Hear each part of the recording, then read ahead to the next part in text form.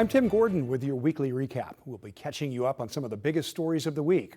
That includes a look at the extensive impact of a major storm system that hit much of the Pacific Northwest. Plus, how the federal government pushed back against claims it's hiding detainees arrested by immigration enforcement.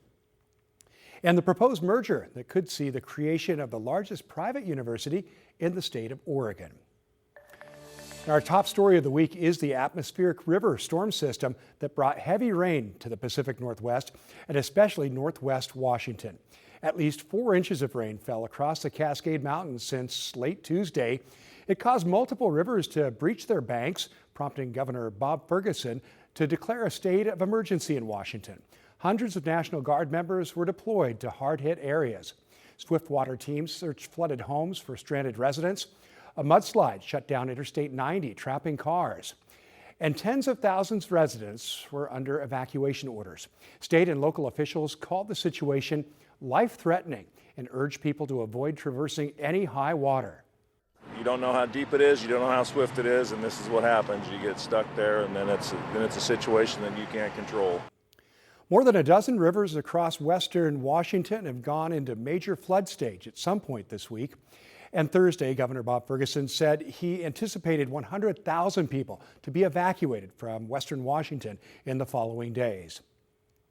And closer to our area in Lewis County, people returned to their homes Thursday morning after floodwaters receded.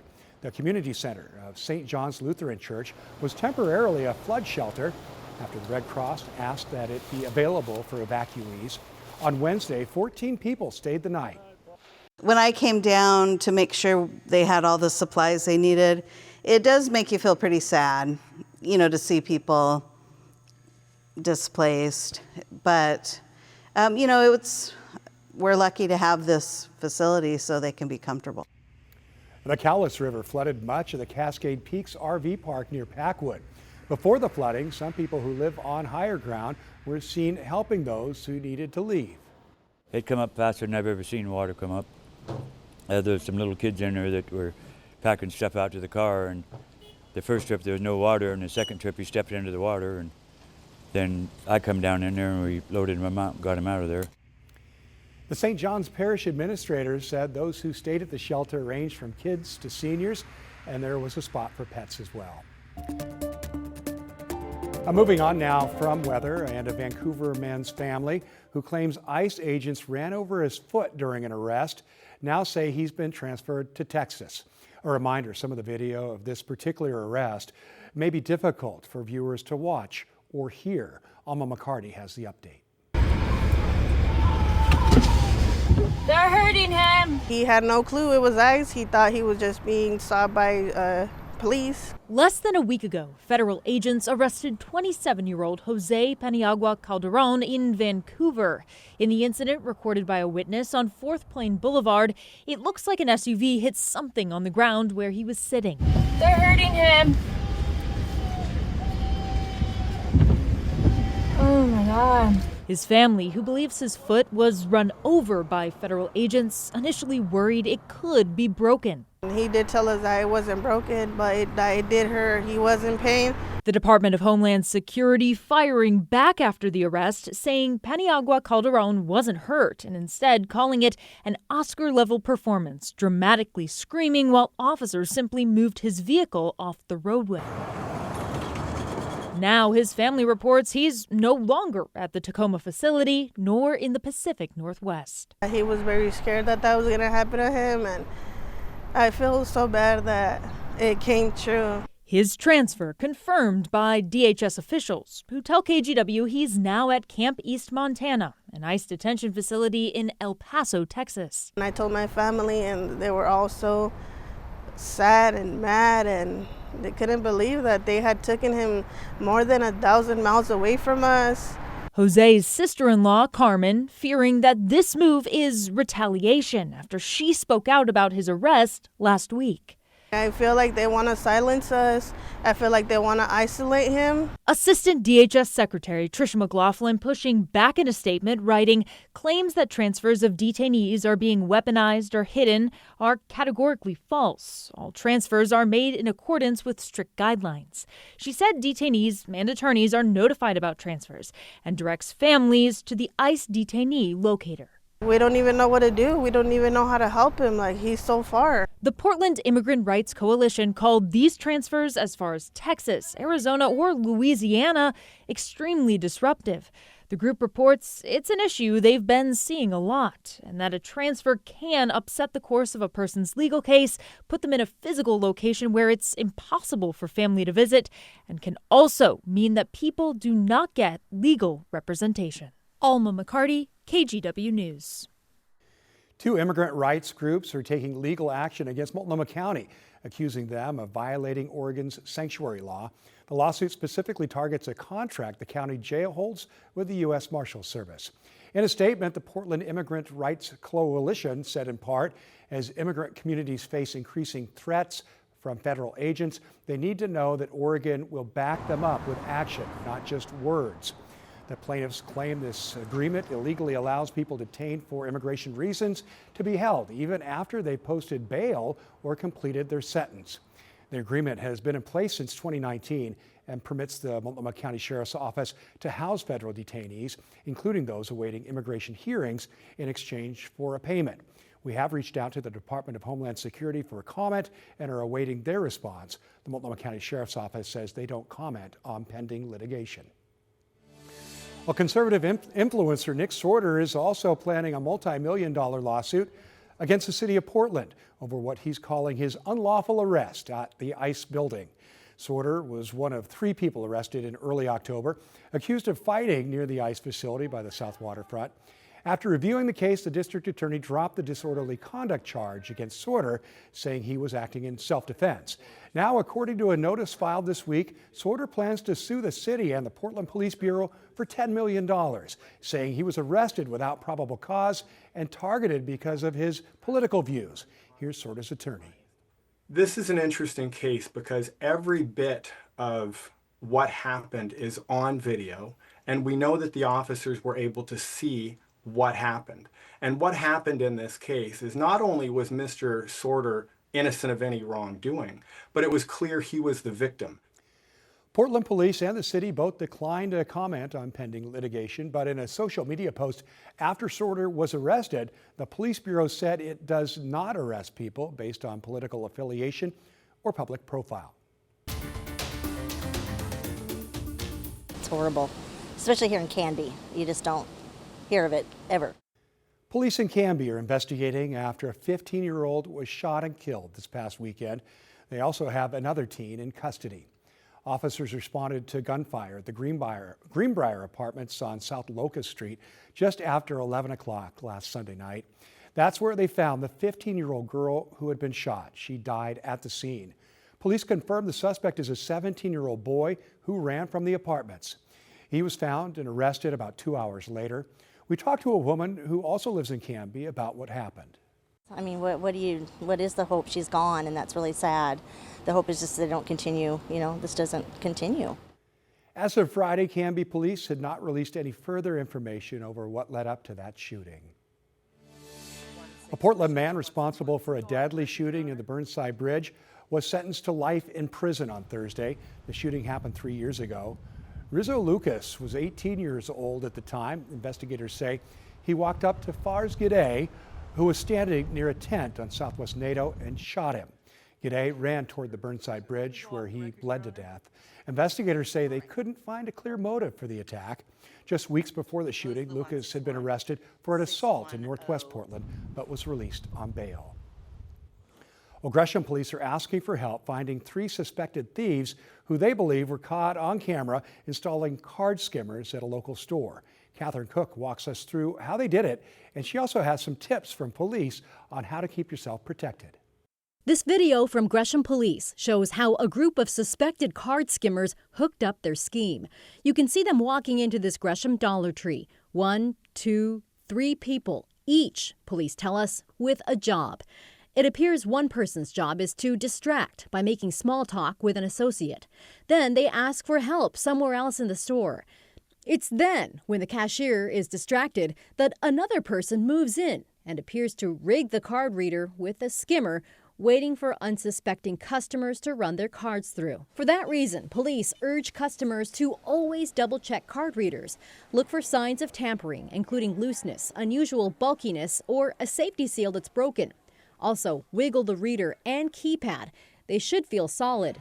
And if you can, use tap or a mobile wallet instead of swiping a card.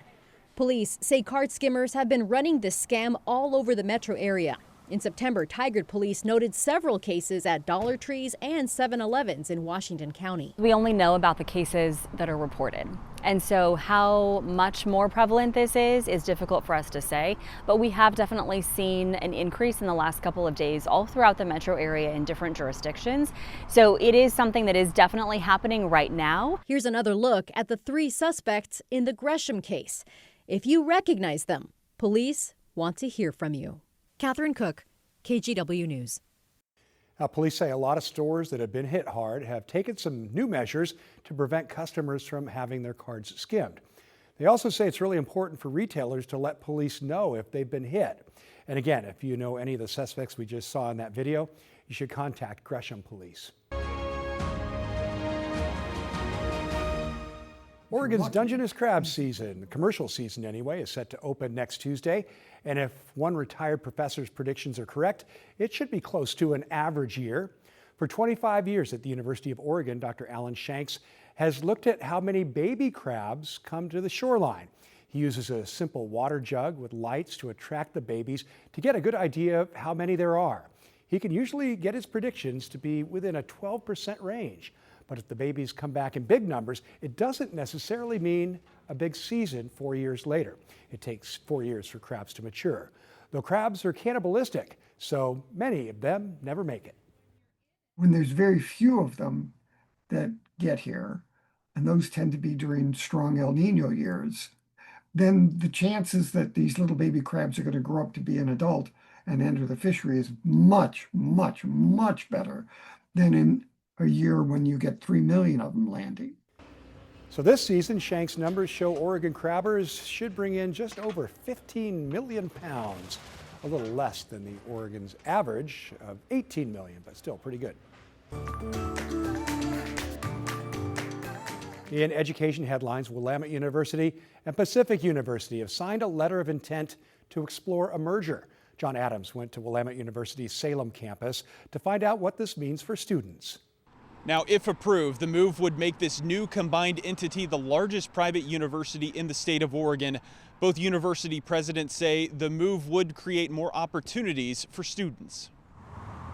Two of the oldest private universities in the western U.S. are joining forces. On Thursday, leadership at Willamette University and Pacific University announced a tentative agreement to merge. I think our ambition is to be the great private university that the Northwest needs. Willamette University President Steve Thorsett says the shared culture between the universities makes them a good match. Willamette and Pacific are similar in lots of ways. We were both founded in the 1840s. And we have similar missions, but we've grown up in different directions. Thorsett tells us the merger is all about building capacity and providing a wider selection of programs for students. Once completed, students would be able to access Willamette's liberal arts offerings along with Pacific's health programs. In the long run, what we hope is to provide our students with more pathways into more fields, so that they can find success in the fields that Oregon needs the most. If approved, the universities would be known as the University of the Northwest, but each campus would retain its individual branding and identity, unified under a shared administrative structure. The separate campuses would also retain separate admissions requirements, academic programs, and athletics. So the Bearcats and the Boxers have been competing against each other since 1894. And that's not a rivalry that we are ready to give up. Pacific University President Jenny Coyle calls this an important day in Pacific's 176-year history. We really want to be an institution that can nimbly respond and provide what our future students need and what our state needs and our region needs. Both university presidents say this will most likely be a years-long process that won't impact current students. The next steps will be the universities working towards a finalized agreement, with regulatory hurdles still ahead after that.